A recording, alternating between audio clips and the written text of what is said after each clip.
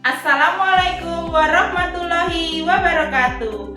Kami calon guru penggerak angkatan 11 SDIT Az-Zahra Sragen. Saya Septiana Anjas Kiswara. Saya Mona Lisa Alto. Saya Rizka Dia Rohana. Akan mendiseminasikan budaya positif. Selamat menyaksikan.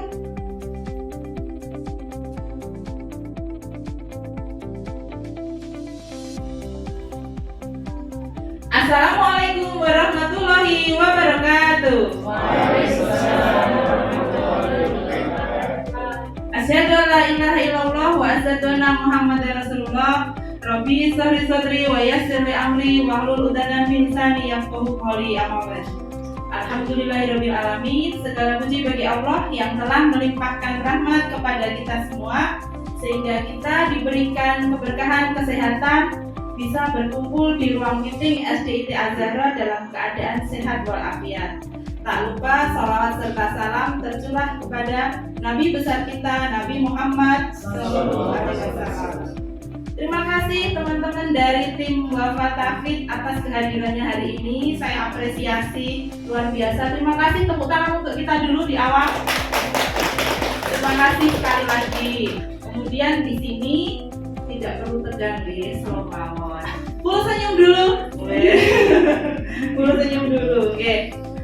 Sebelum kita mulai, untuk menghibur karena saya mengucapkan terima kasih atas kehadirannya, saya ingin membuat satu pantun, tapi tolong nanti dijawab juga mantap. Bukan mantul tapi mantap, bukan cakep juga. Mantap gitu ya. Pantunnya begini. Pagi-pagi minum kopi. Mantap. Setelah minum, teranglah pikiran. Mantap. Kami dari tim CGP ingin presentasi. Mantap. Semoga isinya terkesan dan menyenangkan. Terima kasih. Coba terhibur sedikit ya. Jadi hari ini kami bertiga, ada saya, kemudian ada Ustadzah Rizka dan ada Ustadzah Mona. Kami bertiga adalah calon guru penggerak angkatan 11 dari SDIT Az-Zahra Sragen tahun 2024. Nah, kami di sini akan menjalani pendidikan selama 6 bulan ke depan, dan tujuannya adalah pengimbasan atau menyampaikan ilmu yang kami peroleh kepada teman-teman rekan sejawat di SDIT Az-Zahra Sragen. Salah satunya adalah hari ini. Kebetulan beberapa hari kemarin kami juga sudah menyampaikan ilmu lagi, dan hari ini yang kedua. Hari ini kami ingin mempresentasikan tentang budaya positif. Nah, kita lihat pertama-tama, mari.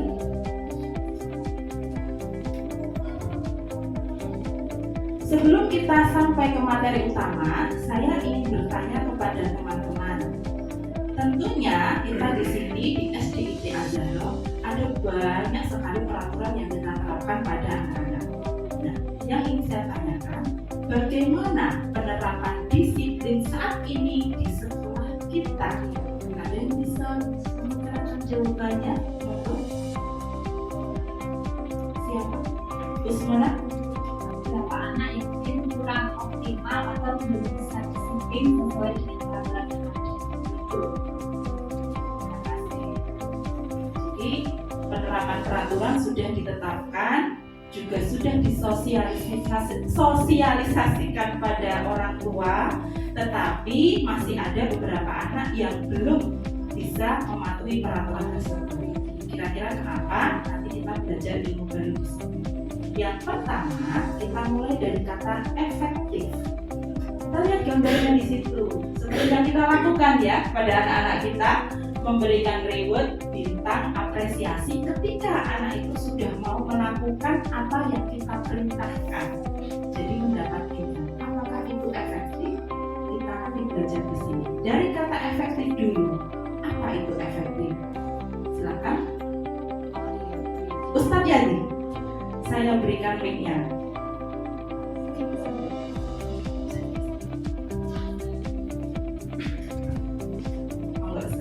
Apa itu arti kata efektif? Terima kasih. Kata efektif itu artinya kemampuan kemampuan untuk mencapai tujuan atau hasil yang diinginkan bersama. Iya, betul sekali. Ada pendapat lain dari Ustazah? Tidak ada? Oke, tidak ada. Selalu saja, tidak usah tegang. Saya lihat mukanya tegang sekali. Oke, betul kata Ustaz Yadi tadi. Efektif adalah suatu usaha yang mencapai tujuan hasil target itu sesuai dengan tujuan yang kita inginkan dan tepat waktu. Nah, itu adalah hasil dari pengertian efektif. Jadi efektif ini merupakan usaha. Apakah usaha itu sudah sesuai pada tujuannya atau belum? Nah, kita lanjutkan. Nah, sekarang setelah kita belajar efektif, ternyata ada makna kontrol yang ada dalam diri kita. Miskonsepsi dari makna kontrol yang biasanya kita lakukan itu berhubungan dengan pengendalian dari sikap kita di dalamnya. Satu kata dulu ini di sini ada ilusi. Saya ingin bertanya, apa beda ilusi dan halusinasi? Apakah ada perbedaan? Ustazah Fitri, tolong dijawab. Kalau menurut saya, halusi dan ilusi itu berbeda ya. Dari katanya saja sudah berbeda, tapi dalam artinya kalau dia sama pasti dengan kata yang sama.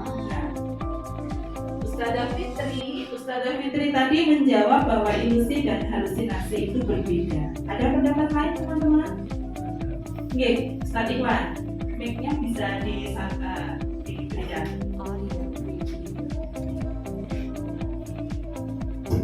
Oke, terima kasih. Oke. Bahwa ilusi itu adalah salah persepsi karena adanya rangsangan. Iya. Jadi salah persepsi, sedangkan halusinasi itu adalah bahwa pelakunya itu mengalami suatu kejadian yang sebenarnya tidak ada. Di bedanya mungkin antara ada dan tidak ada. Iya. Antara ada dan tidak ada, ini loh yang sedikit nyerempet katanya. Ada dan tidak ada. Jadi ilusi itu adalah distorsi indera. Kita punya berapa panca indera teman-teman? 5. Yang satu adalah semua dari sini kepala kita. 1 indera penglihat yaitu mata, 2 indera pendengar yaitu telinga, 3 indera pembau yaitu hidung, kemudian ada indera pengecap yaitu lidah, dan indera peraba yaitu kulit. Nah, distorsi indera ini dapat mengungkapkan bagaimana pikiran biasanya mengatur dan menafsirkan rangsangan seksorik. Dari kelima indera itu, ada 2 indera yang sangat cepat sekali merangsang. Sensorik menerima rangsangan dari sensorik, yaitu indera pendengar, yaitu telinga, dan indera optik atau mata, yaitu melihat. Nah, ilusi yang pertama yang kita alami sebagai guru terhadap sikap anak-anak yang pertama adalah ilusi guru mengontrol murid. Seolah-olah kita ini sebagai guru bisa mengendalikan murid kita, mengontrol murid kita.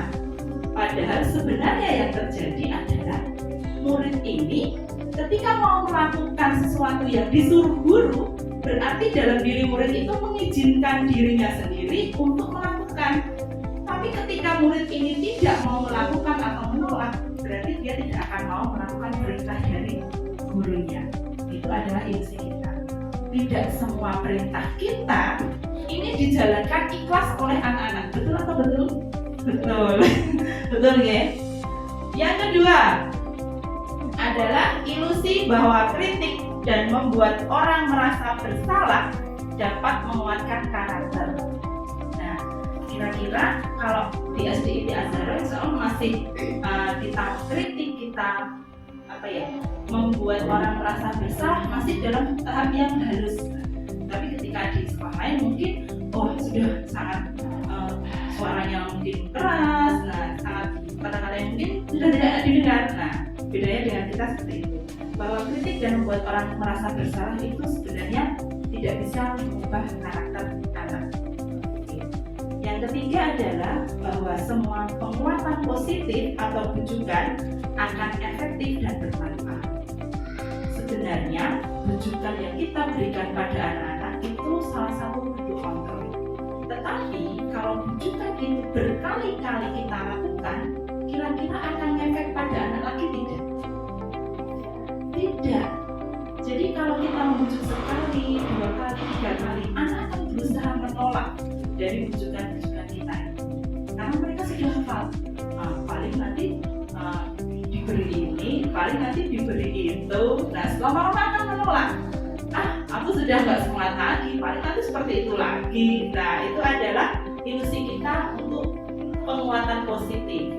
Yang terakhir adalah ilusi bahwa orang dewasa memiliki hak untuk memaksa. Jadi kita ini guru sudah dewasa, seakan-akan kita punya hak semua, hak prerogatif untuk memaksakan anak mengikuti apa perintah kita, tanpa melihat diri anak di dalam itu dukungannya ada tidak, faktor internal dari dalam diri anak itu mau atau tidak, ikhlas atau tidak melakukan perintah yang kita perintahkan pada anak. Itu adalah miskonsepsi tentang makna kontrol. Selanjutnya, nah, ini adalah perubahan paradigma stimulus respon atau teori kontrol atau teori pilihan. Yang pertama adalah kita mencoba mengubah orang agar berpandangan sama dengan kita. Tapi di teori kontrol kita berusaha memahami pandangan orang lain tentang dunia. Perilaku buruk dilihat sebagai suatu kesalahan. Tetapi di teori kontrol, semua perilaku itu memiliki tujuan. Orang lain bisa mengontrol saya, padahal itu salah. Yang betul hanya saya yang bisa mengontrol diri saya atau diri panjenengan sendiri. Saya bisa mengontrol orang lain. Dalam teori kontrol, Anda tidak bisa mengontrol orang lain. Memaksaan atau pemaksaan ada pada saat bujukan gagal. Nah, ketika bujukan kita sudah tidak tepat, akhirnya tindakan kita apa lain? Pemaksaan. Padahal kolaborasi dan konsensus menciptakan pilihan-pilihan baru. Kita bisa mengirim anak untuk menemukan solusinya sendiri tanpa kita bujuk. Model berpikirnya masih menang atau kalah. Tapi dalam teori kontrol, model berpikirnya menang dan menang. Sama-sama menang. Next. Nah, kita masuk ke mulai poin-poin tertentu. Ada disiplin positif.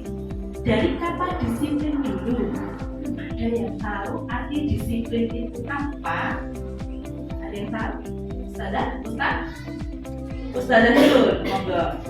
Arti dari disiplin, monggo Ustazah. Disiplin adalah menerapkan aturan-aturan yang sudah ada, diterapkan secara sadar karena bentuk rasa tanggung jawab. Iya, disiplin itu mematuhi peraturan karena tanggung jawab. Nah, ada pendapat lain? Sudah? Tidak ada? Tidak ada. Jadi kata disiplin itu sudah masuk dari tanggung jawab, kemudian mematuhi tata tertib juga, efektif juga masuk dalam disiplin. Nah, banyak sekali kata-kata yang mendekati arti dari disiplin. Jadi pahlawan nasional pendidikan kita, Ki Dewantoro itu menyebutkan dalam suatu kemerdekaan itu ada disiplin yang kuat. Kemerdekaan di sini diartikan bahwa dalam pendidikan kita, terutama di sekolah yang kita laksanakan, ada disiplin yang kuat di dalamnya. Ketika suatu sekolah tidak ada disiplin di dalamnya, atau langkah-langkah konsekuensi, restitusi, atau peraturan yang kita pahami sekarang, tentu tidak akan mewujudkan visi dan misi dari sekolah kita ke depan. Jadi dibutuhkan disiplin yang kuat. Disiplin positif adalah suatu pendekatan untuk menerapkan disiplin dari dalam diri anak. Ada kata-kata di sini tanpa hukuman dan hadiah. Nah, kita mulai dari mengerti tanpa hukuman dan hadiah. Kata baru, pengertian baru berarti Tujuan dari disiplin positif ini apa? Yaitu untuk menanamkan motivasi pada murid-murid kita untuk menjadi orang yang mereka inginkan dan menghargai dirinya sendiri dengan nilai-nilai yang mereka percaya. Jadi tujuannya supaya anak menyadari tumbuh motivasi internal dalam dirinya supaya mereka bisa menghargai diri sendiri untuk menjalankan disiplin positif tersebut. Dari disiplin itu, apa saja yang perlu kita perhatikan pada anak-anak berwujud pada nilai-nilai kebajikan. Bisa dilihat di situ, apa itu nilai-nilai kebajikan?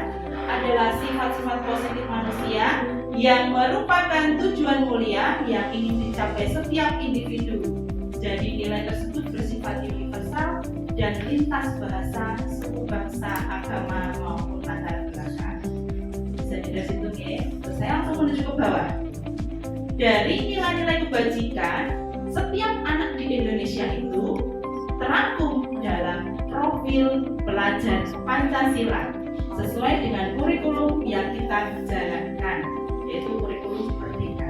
Ada berapa profil pelajar Pancasila, teman-teman? Ada 1, 2, 3, 4, 5, 6. Ada 6. Nanti kalau ditanya di luar, mungkin ada KKG, terus kemudian mendengar profil pelajar Pancasila atau menunjuk jari gitu. Saya guru bapak tapi tahu pelajar Pancasila gitu. Yang pertama adalah beriman bertakwa kepada Tuhan Yang Maha Esa dan berakhlak mulia. Yang pertama tidak boleh diganti-ganti. Tidak boleh yang pertama kalau disebutkan nomor 3 gimana? Oh jangan. Tapi nomor 2 sampai bawah boleh diganti-ganti. Yang kedua mandiri. Ketiga bernalar kritis, berkebinekaan global, bergotong royong dan kreatif. Hafal belum? Belum. Yuk kita ice breaking bersama dengan profil pelajar Pancasila. Moga semuanya berdiri, kursinya agak diundurkan sedikit. Kita gerak-gerak sedikit supaya tidak tegang dengan AC yang dingin ini, supaya badan kita tidak kedinginan. Ya, dengan gerakan tangan kita.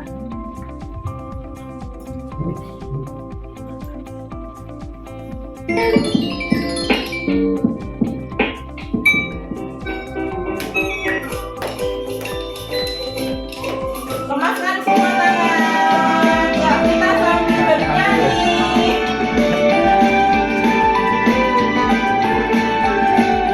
Pelajar Pancasila beriman dan bertakwa pada Tuhan Yang Esa dan berakhlak mulia, berkebinekaan global, gotong royong mandiri, kreatif dan bernalar kritis. Pelajar Pancasila beriman dan bertakwa pada Tuhan Yang Esa dan berakhlak mulia, berkebinekaan global, gotong royong mandiri, kreatif dan bernalar kritis. Dua lagi ya, 2 gerakan lagi.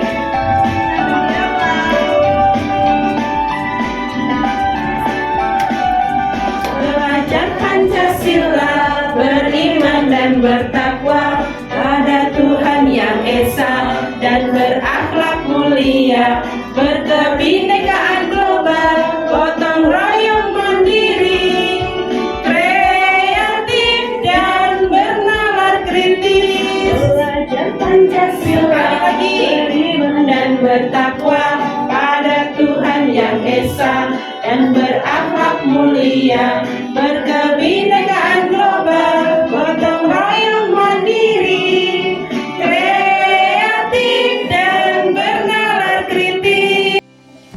Nah, sekarang di sini akan kita bedakan pengertian antara hukuman dan konsekuensi. Hukuman adalah bersifat tidak terencana atau tiba-tiba. Anak atau murid tidak tahu apa yang akan terjadi dan tidak dilibatkan. Itu adalah hukuman. Bedanya dengan konsekuensi adalah sudah terencana atau sudah disepakati, sudah dibahas dan disetujui oleh murid dan guru. Biasanya konsekuensi ini di kelas disebut kesepakatan kelas. Nah, konsekuensinya. Jadi ada kesepakatan dan wajib dipatuhi oleh anak-anak. Sekarang kita akan bedakan dari tindakan ini manakah yang termasuk hukuman dan konsekuensi. Nah, ada sedikit perbedaan dulu nih, hukuman dan konsekuensi. Jadi hukuman adalah, sambil dibagikan tidak apa-apa sikapnya. Hukuman adalah sesuatu yang menyakitkan dan harus terjadi, tapi konsekuensi adalah sesuatu yang harus terjadi. Membuat anak sakit kalau hukuman, baik sakit fisik maupun hati dalam jangka waktu yang lama. Tapi konsekuensi membuat anak merasa tidak nyaman dalam jangka waktu yang pendek saja. Kalau hukuman, anak membenci kedisiplinan, tapi konsekuensi anak menghargai disiplin. Hukuman mendorong anak menyakiti diri sendiri, tapi konsekuensi adalah mendorong anak agar mau menyesuaikan diri. Yang paling bawah saya ambil langsung ya. Kalau hukuman, marah, rasa bersalah, dipermalukan, dan merasa tidak dihargai. Tetapi kalau konsekuensi, kehilangan hak dibuat tidak nyaman, diasingkan untuk sementara atau time off. Nah, dari peristiwa di bawah akan kita pilih termasuk hukuman atau konsekuensi. Belum di hukuman, slide bawahnya lagi. Nah, ini adalah tindakan guru. Apakah termasuk hukuman atau konsekuensi? Silahkan dipilih. Pertanyaan pertama, mencatat 100 kali di dalam buku kalimat saya tidak akan terlambat lagi karena terlambat ke sekolah. Termasuk hukuman atau konsekuensi? Kasih nomor nih, 1.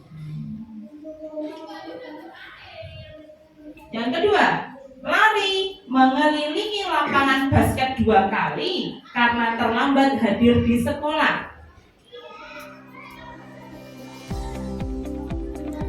Hukuman atau konsekuensi. Yang ketiga, murid diminta untuk push up 15 kali karena tidak menggunakan masker di sekolah. Hukuman atau konsekuensi.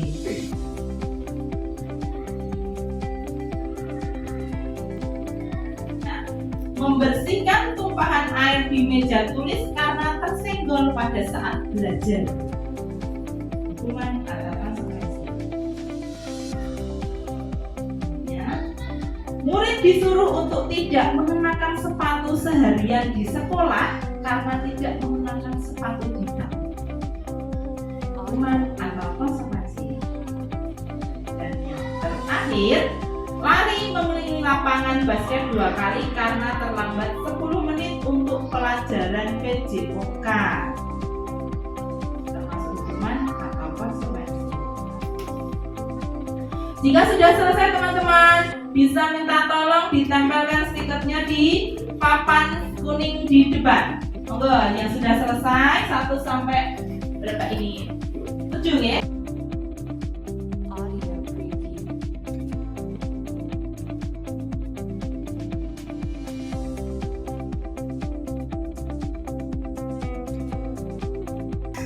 Di sini yang pertama punyanya Ustazah Elsa. Ustazah Elsa siap-siap. Kita lihat dengan jawaban yang sudah tertera di slide bawahnya. Nah, ini adalah jawabannya. Mencatat 100 kali di dalam buku kalimat saya tidak terlambat termasuk hukuman. Betul.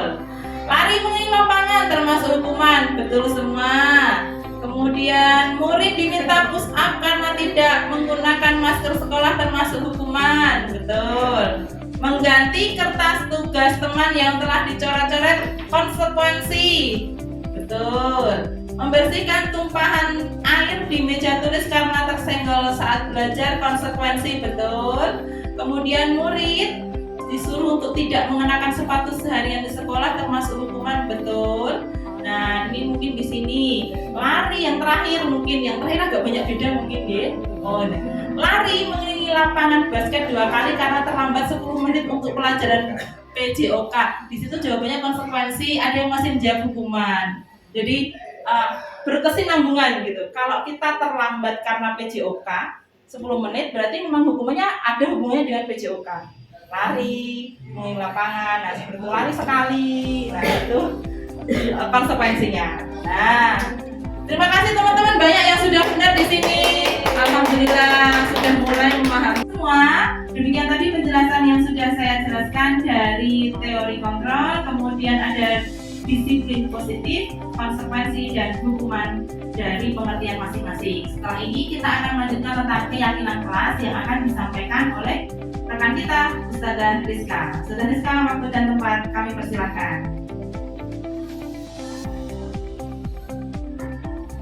Terima kasih Ustazah Ana. Teman-teman masih semangat? Masih. Oh, masih semangat. Oke, kalau masih semangat, mari kita tertawa satu kali. Mari kita tertawa dua kali. Mari kita tertawa tiga kali. Mari kita tertawa, bilang oke. Oke, alhamdulillah. Berarti masih semangat semuanya. Terima kasih untuk waktunya. Saya lanjutkan ke keyakinan kelas. Oke, next up. Keyakinan kelas. Mengapa keyakinan kelas? Mungkin ini belum pernah mendengar atau sekilas mendengar ya. Yang biasanya keyakinan kelas itu seperti kontrak belajar, peraturan sekolah, peraturan kelas, seperti itu. Ini kenapa kok di kurikulum Merdeka atau di CGP ini ada yang namanya keyakinan ke kelas, tidak peraturan kelas. Keyakinan kelas ini adalah suatu keyakinan akan lebih memotivasi seseorang dari dalam atau motivasi intrinsik. Seseorang akan lebih tergerak dan bersemangat menjalankan keyakinannya daripada mengikuti serangkaian peraturan. Next, Ustaz. Nah, bedanya seperti ini. Peraturan kelas ini ada perbedaannya. Yang satu adalah peraturan kelas, yang namanya peraturan kelas itu bentuknya ini abstrak, okay? Tetapi kalau keyakinan itu lebih dari dalam itu memotivasi untuk anak-anak itu, oh aku itu yakin yang pertama untuk masuk kelas ucapkan salam, tidak hanya sekedar peraturan.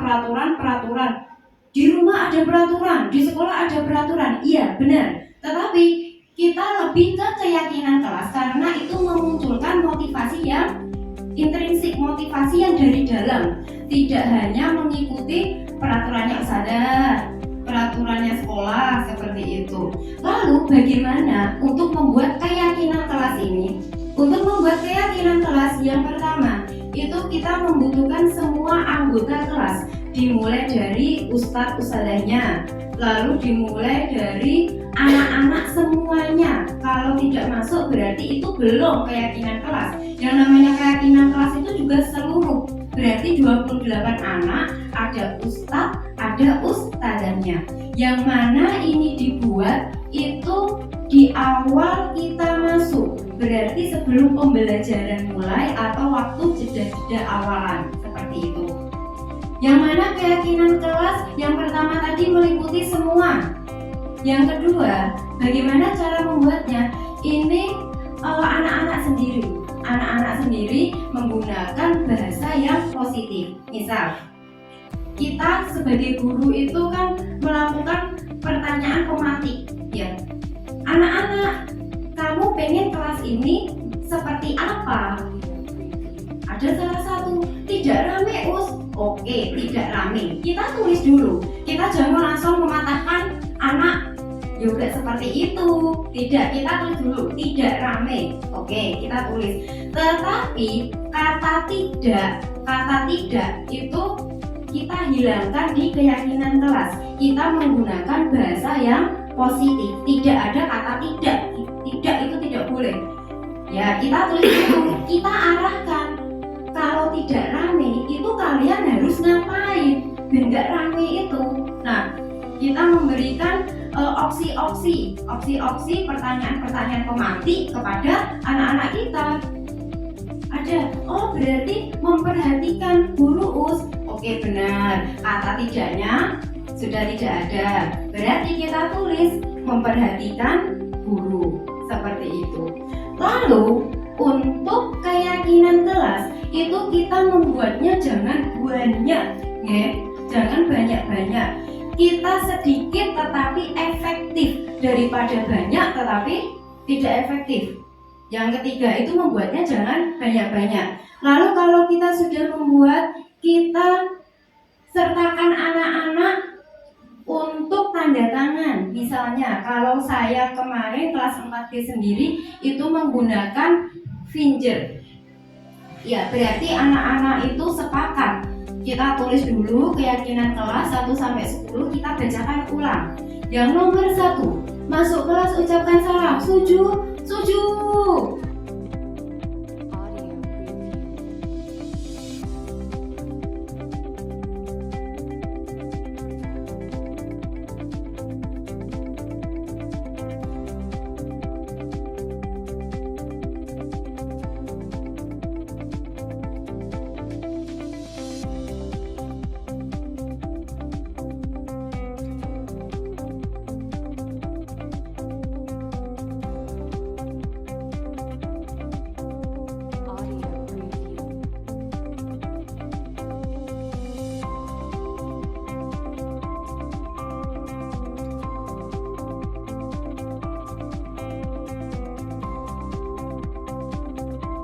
Oke, di dalam nilai-nilai kebajikan yang ingin dijadikan perhatian utama di sekolah, ya itu yang pertama adalah toleransi, ada rasa hormat, ada komitmen, ada tanggung jawab, ada kebersihan, ada gotong royong, dan ada peduli. Dari keyakinan kelas tersebut, harapannya anak-anak itu bisa menerapkan nilai-nilai kebajikan seperti itu.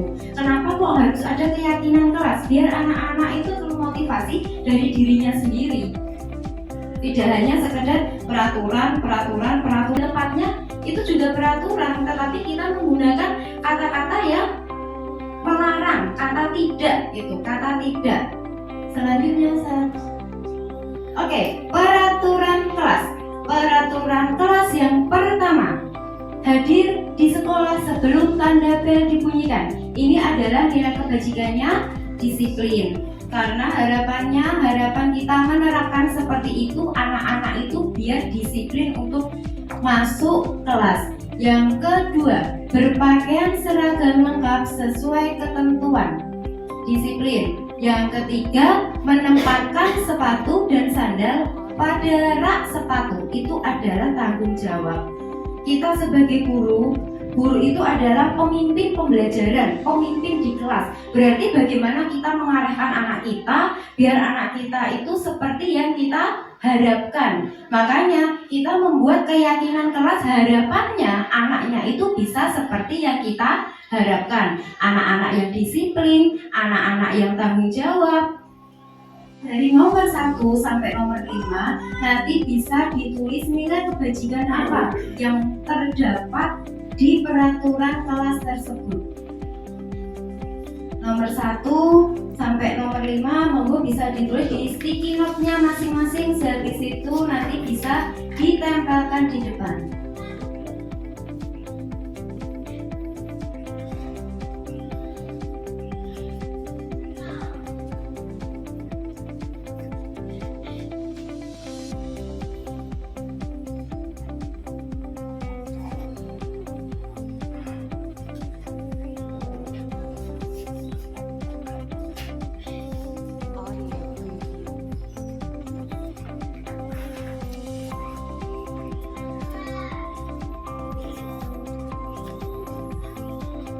Monggo Us, yang sudah selesai bisa segera ditempel ke depan.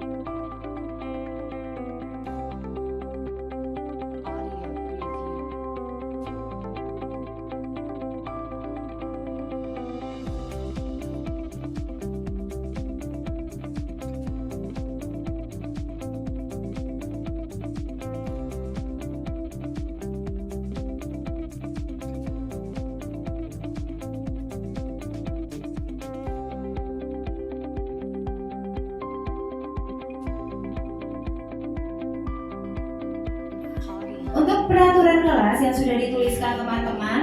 Ini yang pertama saya bacakan dari Ustadz Iwan. Yang pertama adalah disiplin, yang kedua toleransi, yang ketiga tanggung jawab, yang keempat tanggung jawab, yang kelima tanggung jawab. Yang selanjutnya dari Ustazah Rina. Yang pertama disiplin, toleransi, ketiga tanggung jawab, keempat tanggung jawab, kelima disiplin. Ya, benar semuanya. Aplaus untuk kita semua. Oke, terima kasih. Kita lanjutkan ke 5 kebutuhan dasar manusia. Yang tadi keyakinan kelas, itu kita lanjutkan ke 5 kebutuhan dasar manusia. Yang pertama di sini ada pertanyaan pemantik. Saya minta tolong semuanya membaca terlebih dahulu.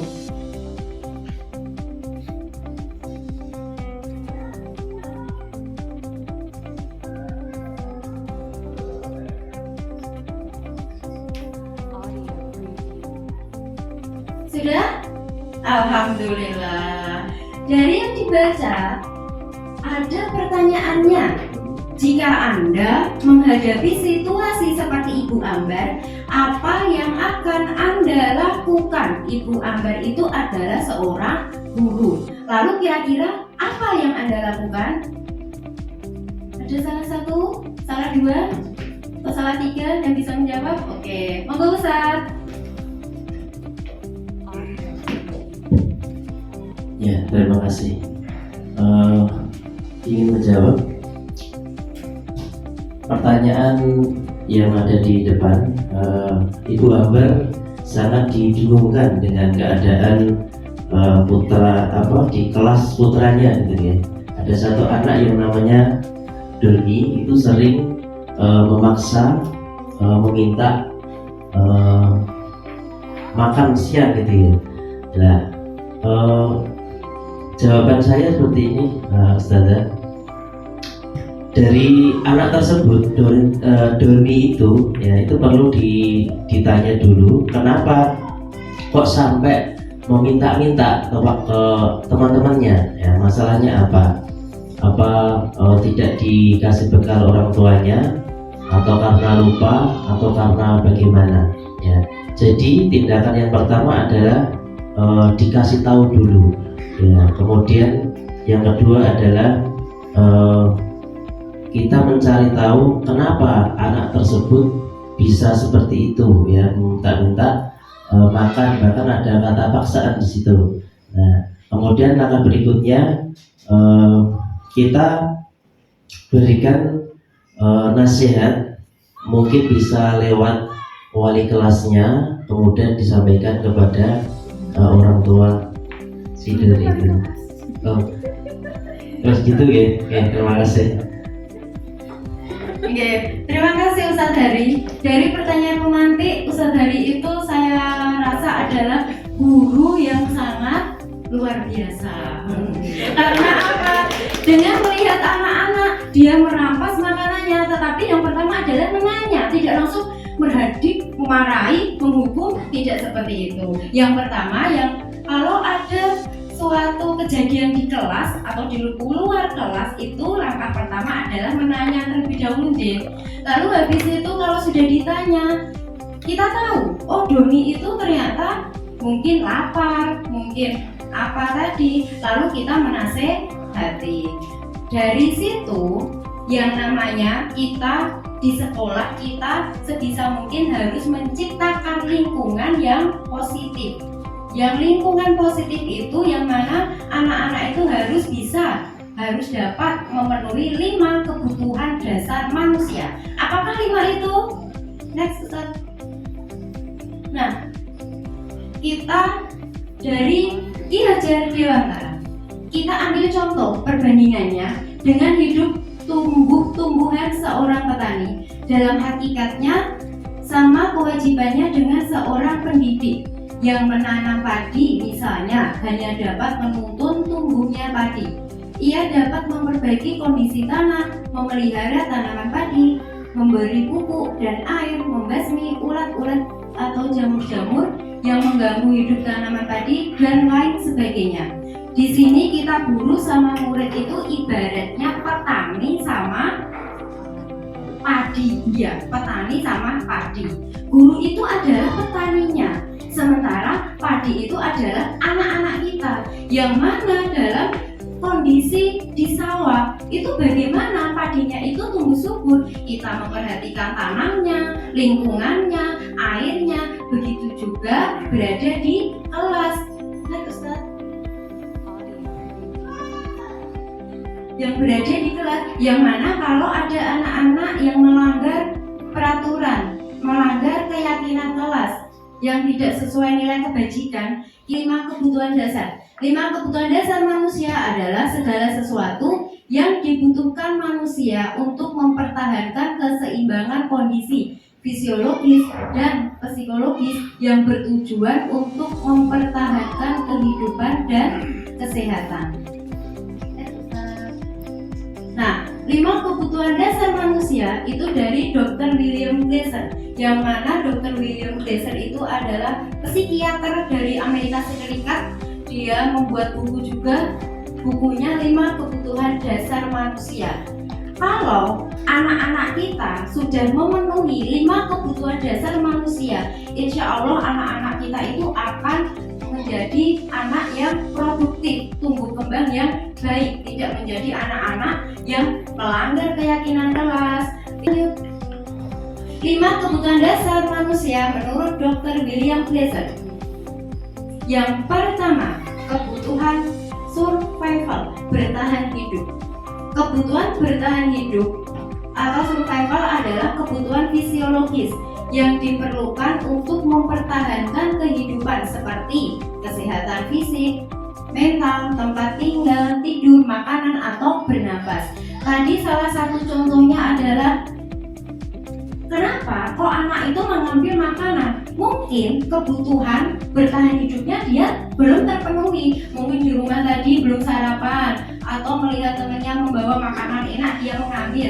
Makanya kita sebagai guru menanya terlebih dahulu, kenapa kok anak-anak itu bisa melanggar nilai-nilai kebajikan. Itu adalah kebutuhan love and belonging, kasih sayang dan kebersamaan. Kebutuhan ini berhubungan dengan keinginan untuk tetap terhubung dengan orang lain seperti teman, keluarga, pasangan hidup, teman kerja, hewan peliharaan, dan komunitas di mana kita tergabung. Yang ketiga adalah power, kekuasaan.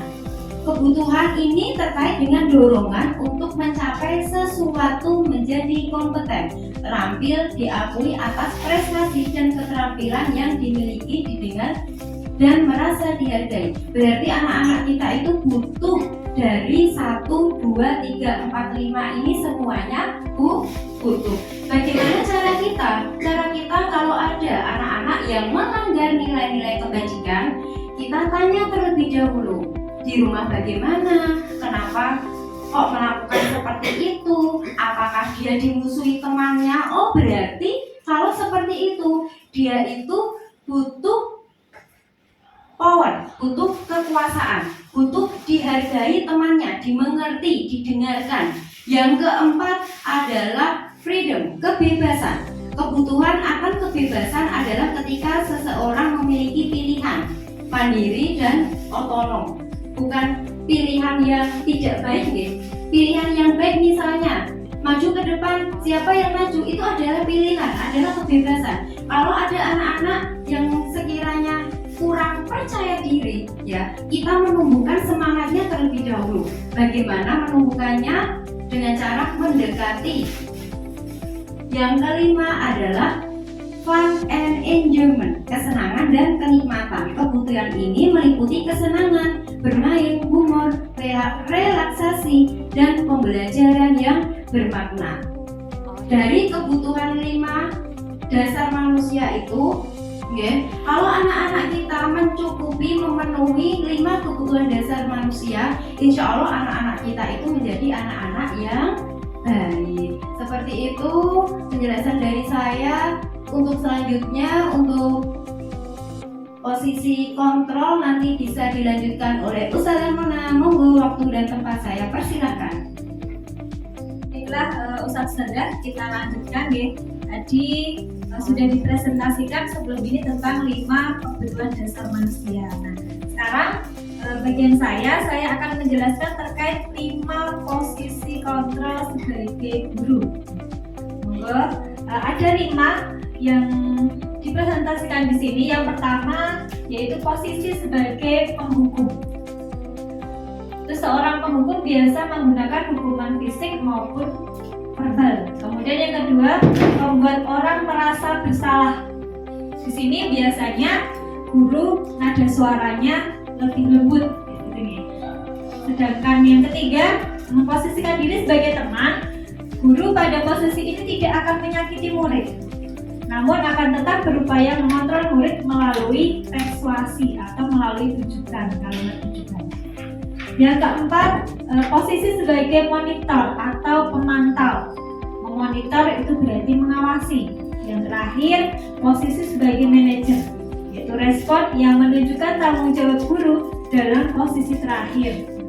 Di sini posisi nomor 1 sampai 5 yang tidak boleh dilakukan seharusnya itu adalah di posisi sebagai penghukum dan pembuat orang merasa bersalah.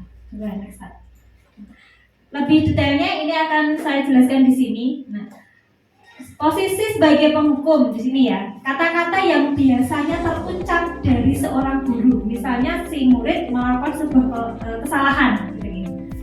Patuhi aturan saya. Awas kalau kamu tidak mentaati. Nah, dengan biasanya menghardik atau menunjuk-nunjuk. Awas loh kalau kamu nanti sholatnya terlambat. Nah, seperti itu. Atau kamu itu selalu saja salah. Biasanya nada suaranya tinggi. Misalnya dalam mencatat, gitu ya, mencatat di kelas. Kamu itu terakhir terus selesainya. Nah, itu adalah kata-kata yang biasa terucap kita memposisikan sebagai penghukum. Apa yang terjadi ketika kita memposisikan seperti ini? Yang dirasakan murid kita ketika kita mengucapkan hal-hal seperti itu, yang terjadi akan timbul rasa dendam dalam murid anak tersebut. Merasa beruntung gitu karena sudah dimarahi, dan di suatu saat nanti mungkin dia akan melampiaskan emosinya. Mungkin bisa jadi lewat sepeda motornya gurunya akan digembosi seperti itu untuk meluapkan kekesalannya. Ini adalah contoh dari ketika kita menempatkan diri kita sebagai penghukum. Yang kedua, sebagai pembuat merasa bersalah. Biasanya nada suara guru itu lebih lembut ya, lebih atau enggak melas. Kamu itu, ya misalnya seperti ini, Mas Anas, nah, gitu misalnya kayak, kamu apa enggak kasihan sama orang tua kamu, ya, seperti itu. Nah, kemudian ibu sangat kecewa sekali dengan kesalahan yang sudah kamu perbuat. Nada suaranya itu lebih lembut, ya lebih lembut. Nah, ini akan menyebabkan si anak merasa bersalah dan dia dengan ucapan-ucapan yang didengar dari guru yang tadi dikatakan, dia merasa menjadi sumber permasalahan. Oh, gara-gara kesalahanku orang tuaku nanti akan kecewa, seperti itu.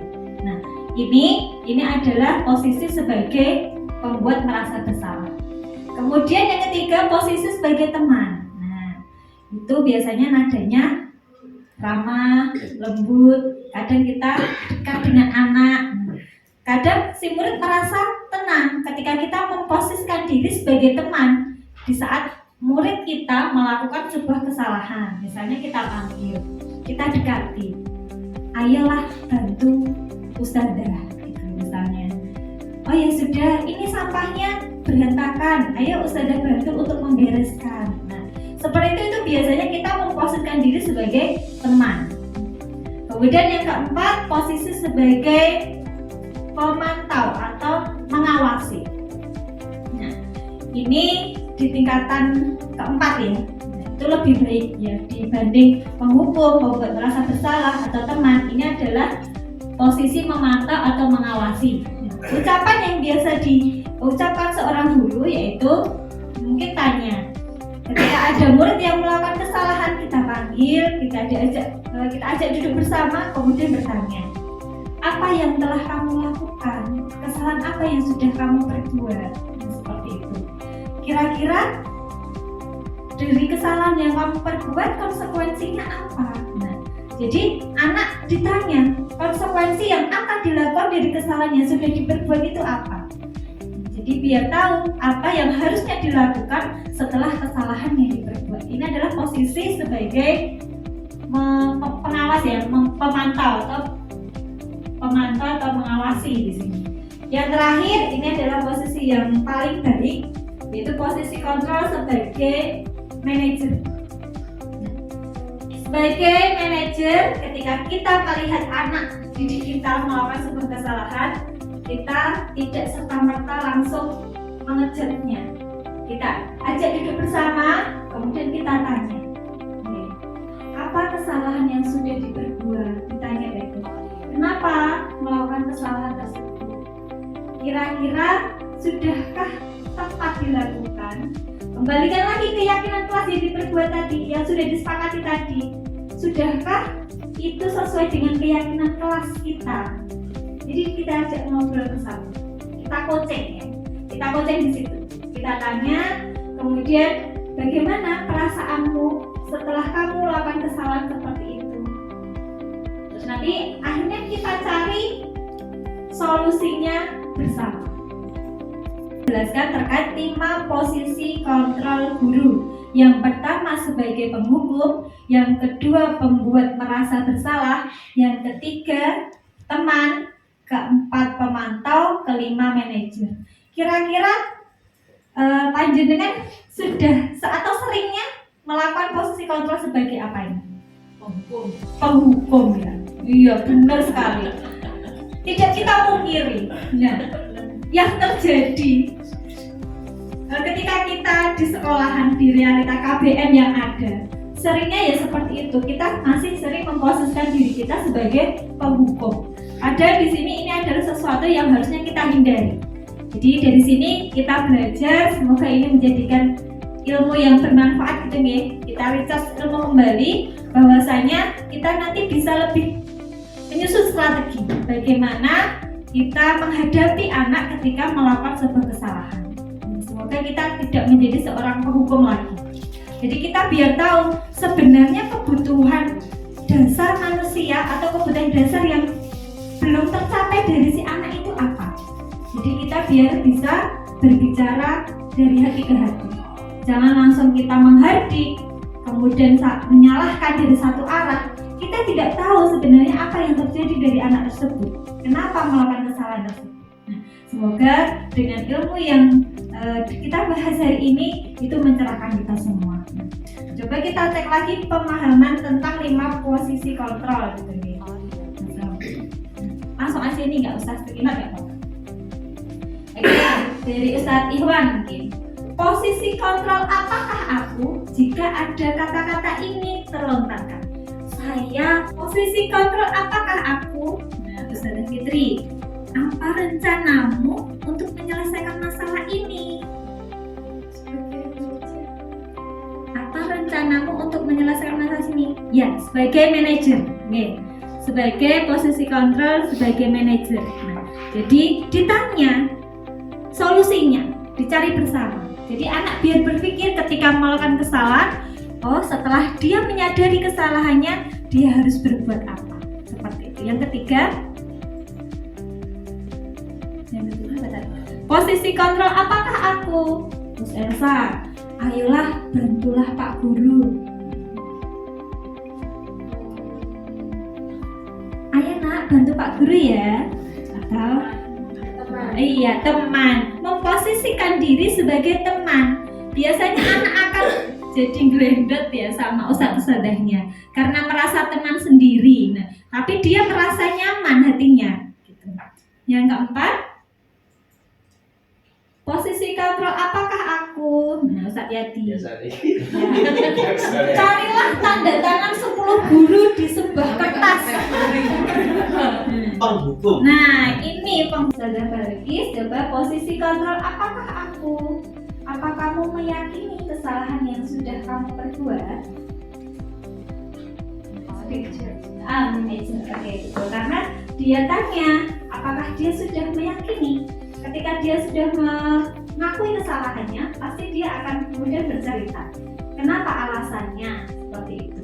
Itu terkait 5 posisi kontrol guru. Kemudian berikutnya terkait segitiga restitusi. Mungkin sudah pernahkah mendengar terkait materi segitiga restitusi? Apa itu? Sudah ada? Belum ya? Ya, ini materi yang saya dapatkan di CGP ini juga suatu ilmu yang baru. Ini nanti kita pelajari bersama, semoga bermanfaat dan bisa kita terapkan jika ada baiknya untuk sekolah kita. Segitiga restitusi itu adalah suatu proses dialog yang dijalankan oleh guru agar dapat menghasilkan murid yang mandiri dan bertanggung jawab. Next. Restitusi adalah proses menciptakan kondisi bagi murid untuk memperbaiki kesalahan mereka sehingga mereka bisa memperbaiki kesalahan dan kembali ke kelompok mereka dengan karakter yang lebih kuat. Ada 9 ciri-ciri restitusi. Yang pertama, bukan untuk menebus kesalahan, namun untuk belajar dari kesalahan. Sebelumnya segitiga restitusi itu untuk menangani anak yang bermasalah. Kemudian yang kedua, memperbaiki hubungan. Yang ketiga, itu adalah sebuah tawaran, bukan paksaan. Yang keempat, restitusi menuntun untuk melihat ke dalam diri, mencari kebutuhan dasar yang mendasari. Kemudian berikutnya, tindakan. Karena restitusi diri adalah cara yang paling baik. Ketujuh, restitusi fokus pada karakter, bukan tindakan. Kedelapan, restitusi fokus pada solusi. Kemudian mengembalikan murid yang bersalah pada kelompoknya. Ada 3 tahapan dalam segitiga restitusi. Ketika kita menemui seorang anak didik kita melakukan sebuah kesalahan di kelas mungkin, gitu ya. Ketika si anak itu melakukan kesalahan di suatu waktu, di hari itu kita panggil berdua, misalnya seperti itu. Tahapannya yang pertama adalah menstabilkan identitas. Tahapan yang kedua, memvalidasi kebutuhan. Tahapan yang ketiga adalah menanyakan keyakinan. Ada 3 tahapan. Dalam menstabilkan identitas, itu ada sebuah murid atau ada seorang murid yang melakukan kesalahan, kita tanya dulu, Mbak Fitri, kamu tadi sudah berbuat kesalahan apa? Misalnya, kamu tadi sudah ngambil pensil temanmu ya tanpa izin. Nah, juga gitu. Iya, ulus seperti itu. Iya, Ustazah tahu. Nah, demi di sini kita cari permasalahannya. Demi tidak ada memang manusia yang sempurna, misalnya seperti itu. Kadang suatu saat kita juga berbuat salah. Itu menstabilkan identitas.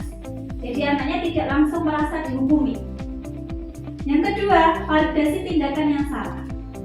Mbak Fitri, kenapa kamu tadi ngambil pensil temanmu tanpa izin? Itu ditanya. Kamu pasti punya alasan. Kemudian si anak pasti akan mengutarakan alasannya apa? Itu cuma iseng. Berarti kebutuhan dasarnya dia kesenangan ya, hanya iseng. Oke. Kemudian yang ketiga, menanyakan keyakinan. Mbak Fitri, kamu kan tahu ya, kita sudah disepakati keyakinan kelas kita harus menyayangi teman. Apakah tindakan kamu itu sudah sesuai keyakinan kelas yang kita buat? Itu adalah menanyakan keyakinan. Ketika dia sudah merasa belum Ustazah, ternyata dengan kesalahan yang saya perbuat, saya sudah mengganggu teman saya, itu membuat teman saya tidak nyaman. Dia akan menyadari kesalahan yang dia perbuat.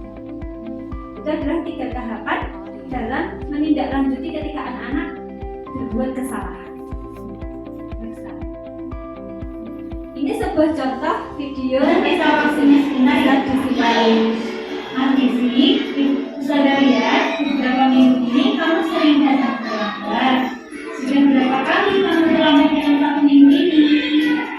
Ya, selama 2 minggu ini saya sudah terlambat 5 kali. Sering terlambat itu merupakan suatu kesalahan bukan? Baiklah, Mas Gizi, melakukan kesalahan adalah hal yang manusia. Yang terpenting kita mau belajar dari kesalahan tersebut dan berusaha untuk memperbaikinya. Bukan, Mas Gizi? Kita harus Lalu mama fokus, jadi pastinya saya sering terlambat di pagi hari. Oh, baiklah Mas Gizi, kamu tahu tidak keyakinan kelas apa yang sudah kita sepakati? Kalau datang terlambat, apakah itu sudah sesuai dengan keyakinan kelas yang kita buat? Menurut kamu, Stabilitas, yang kedua memvalidasi tindakan yang salah, yang ketiga adalah menanyakan keyakinan. Jadi harapannya dengan seperti itu ketika kita menanggapi atau menindaklanjuti anak-anak yang berbuat salah, itu tidak langsung serta-merta menjadi posisi kontrol dari seorang penghukum, atau mungkin kita bisa lebih baik menjadi teman atau menjadi pemantau, atau yang paling sempurna menjadi seorang manajer saat memposisikan diri kita ketika anak berbuat sebuah kesalahan. Dan kita bisa menerapkan segitiga restitusi dalam menyikapi ketika anak berbuat salah. Itu mungkin saya minta tolong salah dua, satu menjadi guru, satunya menjadi murid. Mas Dari, tadi kenapa terlambat sholat di masjid? Ya, tadi saya terlambat karena karena perut saya sudah lapar, saya menyendiri makan dulu. Baik, Mas Dari, kita sebagai manusia pasti tidak akan luput dari kesalahan. Dan Mas Dari, apakah sudah sesuai dengan keyakinan kelas kita? Tidak sesuai, Ustaz. Terus bagaimana keyakinan kelas kita? Seharusnya kita sholat dulu, baru kita mengambil makan. Baik, kalau begitu bantu Ustadz ya, kita cari solusinya bersama. Ya, Ustaz. Baik, mulai sekarang dan besok, kalau waktunya sholat, kita sholat dulu ya, tidak makan dulu. Ya, Ustaz. Ya. Ustadz Yadi dan Ustadz Haryono yang sudah memberikan contoh dalam penerapan segitiga restitusi. Semoga nanti kedepannya bisa dicoba, dipraktekkan dalam menghadapi anak-anak kita ketika melakukan kesalahan. Semoga menjadi solusi terbaik dan nantinya anak-anak bisa mempunyai karakter yang lebih baik lagi dan tidak mengulangi kesalahan yang sudah diperbuat. Baiklah, saudara semua, hari ini kita sudah melakukan atau mempresentasikan terkait budaya positif. Semoga ilmu yang didapatkan hari ini bermanfaat dan membawa keberkahan bagi kita semua. Terima kasih atas perhatiannya. Assalamualaikum warahmatullahi wabarakatuh. Waalaikumsalam.